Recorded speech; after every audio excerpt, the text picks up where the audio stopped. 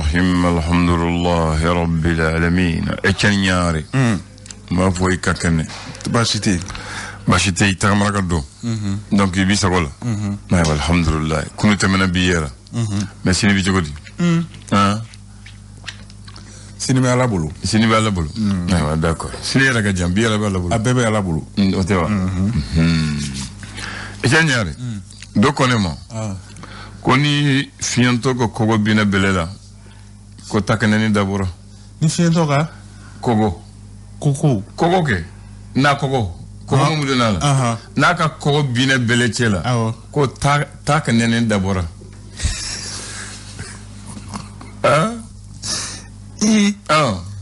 Mais anda no mo na wo ye chogodi. Koni. Aba beta ka do adade. Ni mi kera din koko mfenge. O siga ay koko ye. Abi bele be do ada kilingele galage. Mais o korodi halmala yala. O korodi nama abla halmala yala ba fek munde fo. Oni fianto ka kogo bina belechela ko takanene d'abord parce que ale di nyiti ko la. Bele vient kogo donc abata ka ne pona voilà ntonya do aramade amna hono to don jogodi ko ni mo muna ni mo soro bi fleli gede ibi jata meneke ni mo be muna hala mo ni mo be hala maden qualité mo mu cela bu ibu be ni ngale ngale oche fo ga soro uni mo be muna sula ibu be ni ngale fo ni soro la donc avo ko do fo awote wa do afamu ya sisa aiwa ko jokma ani nyine o secretary nyela bada jokman nyine ko secretary bada jokman nyine te bewu amuna won chera ntuluga be mala kondo e bo dongoni o dume ela leje jokman nyebi nyina go ta dumia o te draga ya aba dune même mun na o le loge parce que abisa la bedika se vendea ko black corps c'est basala basala c'est didena c'est black corps bo nyeto jogo jefna bitene ça va beni c'est vrai effectivement o tewa sababu de nyanawa ko jibi ke jonde koso ko kono sababu la ko basabi jimi kono sababu la effectivement nyeto ma chiti kono ga jisi basabu profito fo family arugwe dom yala donc ñu bo chogola ay bismillah nam am dañu wala bi bien alamsa décembre kalo clé fla nam samba fla len mu gan gele sa yala ba fa ñong ni zande décembre de 100 kalo la bayo to anga fo to kalo 100 la ba donc ça mena yela ma be sa me amna faturi ay no anga fo yela ma anga fo fatu ko ngalo fo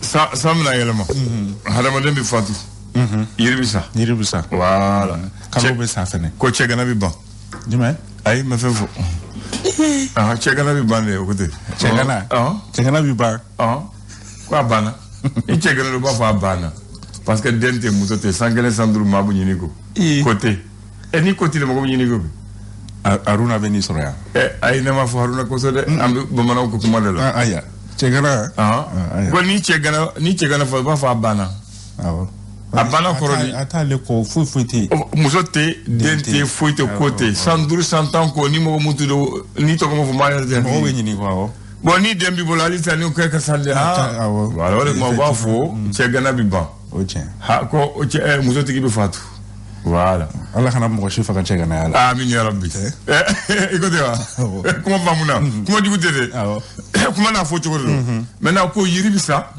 ko ulubisa ñu amé ça wulu fana na sara ika bagan ba fo bagan da fo fatura sara ba fo sara ni bagando ani yiri fenlo ba fo sara voilà ni hadama dewndo a fatura ou abana o fana ba fana ba fek position yi ka sisi yoro do de ka donc o de do samani ya fam ka ba famiyara ay bismillah amada ni l'histoire way faso ka fasiri e sora le kuma na minka o de mali sonun koye ngrena la kay marara nam esora ira ka fɔ ko Kayemara la sanu bɔyɔrɔ kɔni ko a ka ca nka yira ka fɔ ko sanu kɔni a nafaba kɔni tɛ ka ye nin yɔrɔ kofɔlen o la ni o ye Kayi ye ko k'a sɔrɔ sanu min bɛ bɔ yen nɔ k'a ka ɲi ka se ale ni a ka ɲi ka kɛ sababu ye ka Kayemara kɔni ka dɛmɛ ta ka ɲɛsin a ma ko nka o bɛɛ n'a ta nin sanu bɔyɔrɔba kɔni bɛ Kayemara la ko a nɔ kɔni ko a nɔba tɛ ka ye Kayikaw olu fɛ yen esora ale ka laseli o ye nin ye hali bi an bɛ to esora ale kɔnɔna na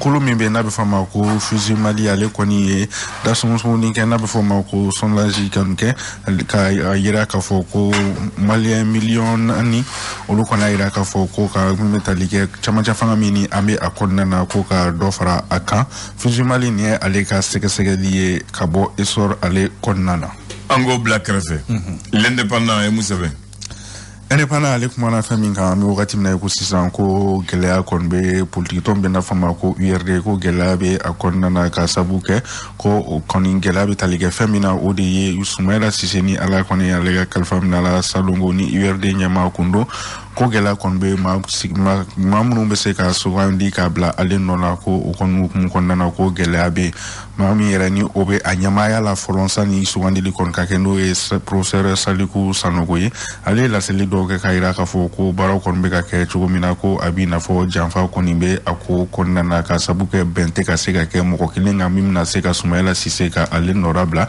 URD ale ɲɛmaaya o la ale de ɲɛma danga ye ale de ɲɛma danga ale de bɛ ɲɛmaaya la fɔlɔ c'est comme président intérimaire quoi donc a ka kɔrɔsi a kana caya bolo voilà ale ka laseliw kɔni fɛ a bɛ n'a fɔ ko janfa bɛ ko in na ni janfa bɛ a ka jɔ a jɔyɔrɔ la indépendant ale ka laseli o ye nin ye hali bi an bɛ to indépendant ale kɔnɔna na kolo min n'a bɛ fɔ ma ko mouvement nouvel horizon faso jɔ sira ale ɲɛma n'o ye Cheikh Oumar Diallo ye ale kɔni ye laseli dɔw kɛ wasa an bɛ wagati min na ko sisan n'o ye camancɛ fanga kɔnɔna ye wasa gɛlɛya min bɛ a kɔnɔna na fɛɛrɛ bɛ se ka sɔrɔ a la cogo min na a ka laseliw kɔni senfɛ a yira k'a fɔ ko Assimi Goïta ko a kɔni ka ɲi nka bɛɛ lamɛn wasa premier ministre kura o bɛ se ka sigi cogo min na jama yɛrɛ bɛna bɛn min kan ka o kɛ premier ministre ye ko a kɔni ka bɛɛ lamɛn wasa o baaraw olu bɛ se ka kɛ cogo min na mouvement nouvel horizon faso jɔ sira ale ka laseli o ye nin ye ka bɔ indépendant o kɔnɔna na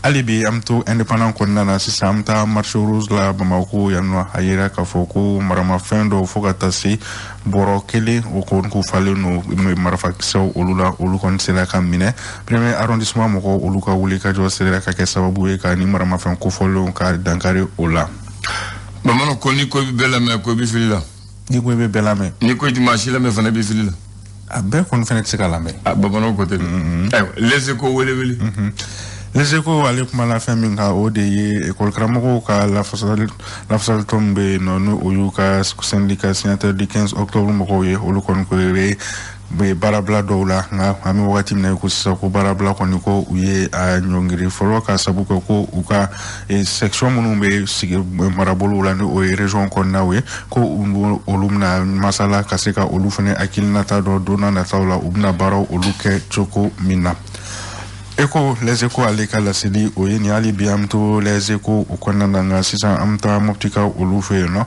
ko jɛgɛmɔyɔrɔ kura dɔ kɔni o baaraw kɔni kolomo karila lɔgɔkun kɔnɔna na Moti mara la yira k'a fɔ ko jɛgɛmara kɔni ko ale bɛ se ka kɛ sababu ye ka na ni ka camanba fara Mali ale sɔrɔ kan o de hukumu kɔnɔna na ni baara nin kɔni kolomo karila Moti mara la walasa ka se ka caman fara sɔrɔ kan.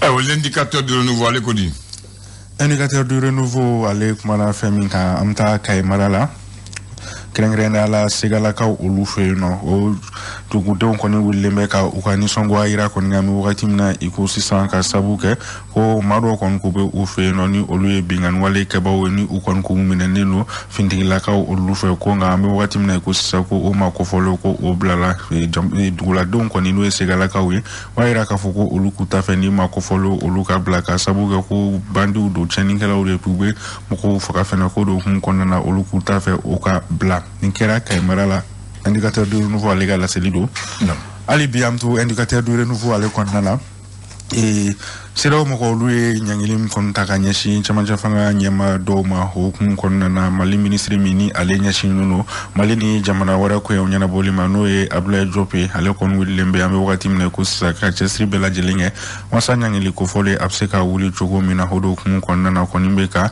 wuli ka i ɲɛsin Mali ale dɛmɛbaga jɛkulu bɛɛ lajɛlen ma wasa u bɛ se ka dɛmɛ ta ka ɲɛsin Mali ma cogo min na wasa CEDEAO ka ɲangili fɛɛrɛ bɛ se ka sɔrɔ a la cogo min na indicateur du renouveau ale ka laseli o ye nin ali bi am to indicateur du renouveau kɔnɔna na nga am to kalanko ta siratigɛ la kɛrɛnkɛrɛnnenya la Bamako yan nɔ école karamɔgɔ minnu bɛ ni olu bɛ mairie mɔgɔw ka bolo kan n'a bɛ fɔ ma ko les anciens des collectivités olu kɔni wulilen bɛ an wagati min na ko sisan k'u ka saraw kɔni ko o tɛ ka sɔrɔ o de hukumu kɔnɔna na u wulilen don ka cɛsiri bɛɛ lajɛlen kɛ ka welewelemada kɛ ka ɲɛsin yɛrɛmarakafow ma u se ka u ka sara di u ma cogo min na indicateur du renouveau ale ka laseli o ye nin ye ali bi am to indicateur du renouveau kɔnɔna na kɛnɛya ko ta fanfɛla la olu ka lafasali tɔn bɛ ni fɔma comité syndical du CH Gabriel Touré mɔgɔw ko olu kɔni ye préavis de grève dɔ kɔni don ko n'u ka laɲiniw kɔni ma sabati ko donna wagati n'a nataw la u bɛna taa baara bila la indicateur du renouveau ale ka laseli o ye nin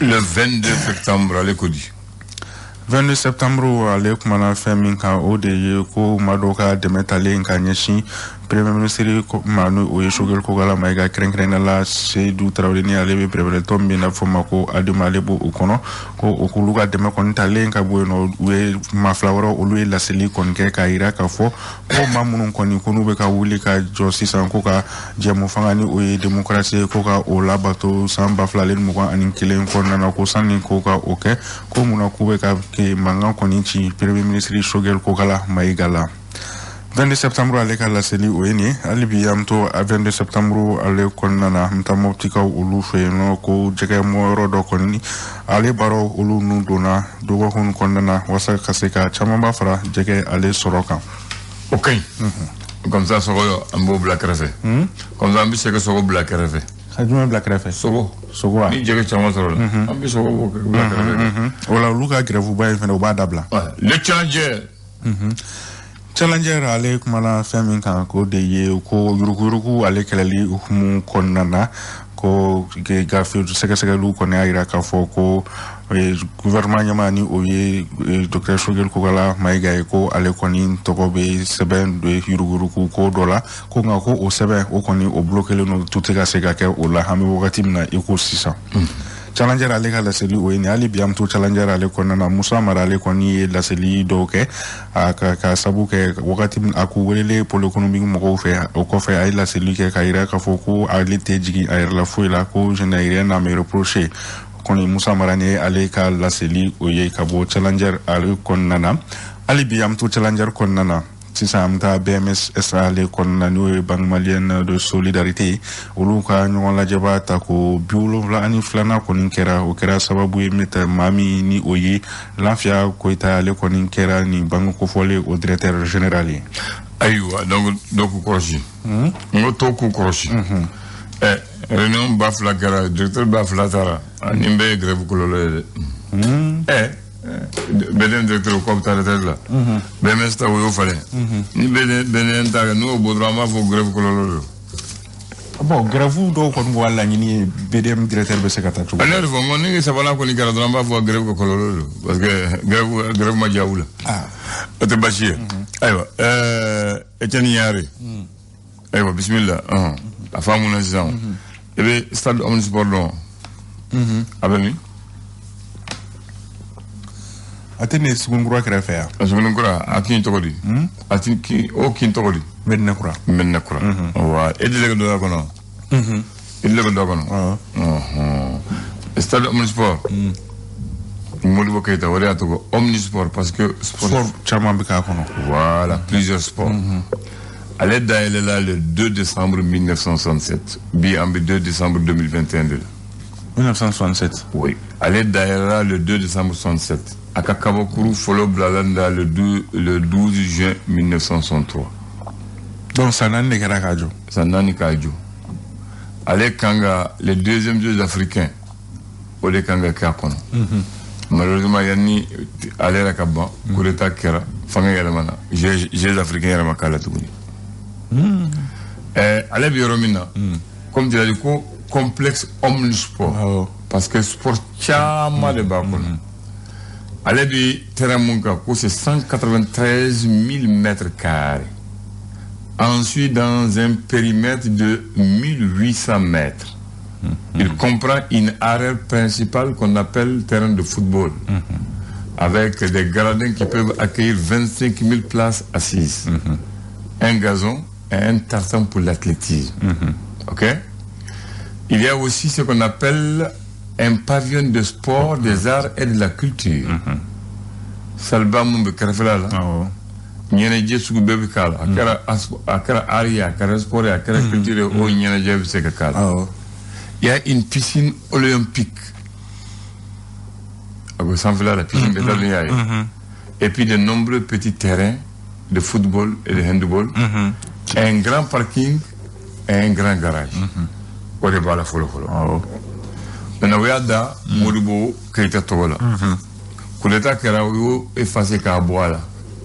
Révolution Nana, on a Togo Segala. Donc, c'est pas pour le stade omnisport Moribo Keita de Medina Koura. Yana. Maintenant, Moribo Keita est né, j'étais minaki. Allez, des Anga président Folé.